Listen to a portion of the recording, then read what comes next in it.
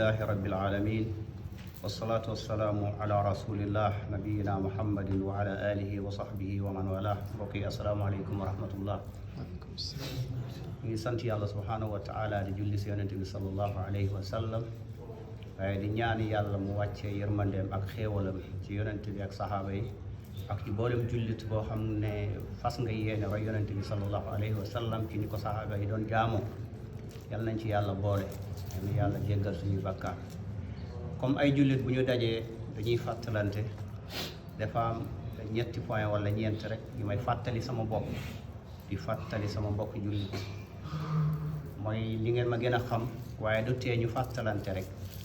bi ci jiitu mooy nañu xam ne yàlla dafa ñu bind, objectif bi mooy pour ñu jaamu ko. moo tax mu ne wama xalaqtul jinna wal insa illa liya'budun, binduma jinne yi ak nit ñi lu dul ngir ñu jaamu ma rek. kon ñun duñu fi teg suñu bopp moo ñu neex, jaamu yàlla moo ñu fi indi. moo tax ñi xamoon loolu dañoo dëddoon àddina. léegi jaamu yàlla boobu nag mu teg ci ñaareelu point bi mooy na ngeen ma jaamu te bu leen ma bokkaale, wa abudullaha wala tushriku bihi shay'an, jaamu leen yàlla te bu leen ko bokkaale. léegi bu ñu xamee premier point bi mooy dañu fee ñëw pour jaamu yàlla kenn ku nekk individuellement. ñaareel bi mooy niñ koy jaamoo buñ ko boole ak leneen ak keneen, kon loolu tam war nañ ko xam, parce que loolu ñu ne képp koo xam ne dangaa jaamu yàlla bokkaale ko te ba ngay génn àdduna tuubuloo dellu ci yàlla, su boobaa yàlla nee na du la ko jéggal te amoo keneen ku lay taxawal foofu, parce que koo yaakaar foofu moom am na mission buñ ko yónnee fii, day taxaw layoo ak borom bi. bu réglee loolu ba pare mu soog a nag yàlla bu nee ràmmul kii mu ràmm ko. kon nañu defaral suñu bopp fii suñuy bagage ba pare ñu soog a mun a bàyyee ko fii. ñetteel bi mooy ci biir jaamu yàlla yi, bu ñuy jaamu yàlla te sellal, nañu fexe ba moytu àq doomu aadama yi, parce que nit ki mun na jaamu yàlla fii ba mu jàpp ne am na yaakaar, waaye bu moytuwul àq doomu aadama yi tamit, su boobaa àq boobu buñ ko jéggalul ñoom ñoo koy féetewoo. ndax kenn ku nekk ëllëg yawmal qiyaama day ñëw laajte la nga ko tooñoon, la nga ko jëlaloon, la nga ko defoon. léegi da ngeen di échanger, soit moom mu tibb ci sa tiyaaba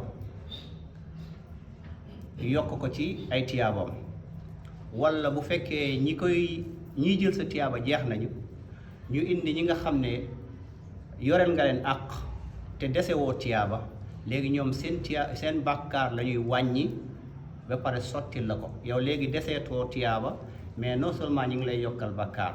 kon ndekete luñ fi munta jaamu yàlla te moytuwuñu àq suñu mbokk jullit wala suñu mbokk yi, suñu mbokk doomu aadama yi, su boobaa loolu tamit beneen affaire la. beneen bu mujj bi nag mooy ni ñuy jaamoo yàlla, nañu fexe ba xam ne lii yonent bi moo ko jàngale, saxaaba yi pratiqué ko.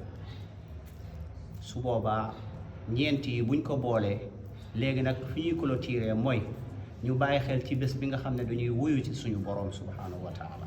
bés boobu ak heure boobu ak minute yooyu nañ ci bàyyi xel, ñu sooraale ko bu baax. ñu xam ne la nga mujjee def loolu ngay, buñ la suulee moom ngay, bu ñuy ñibbee rek yow ci loolu ngay nekk. al mar'u yuhsharu bima maata alayhi, nit ki ca la nga dee buñ lay yëkkati ci loolu ngay nekk.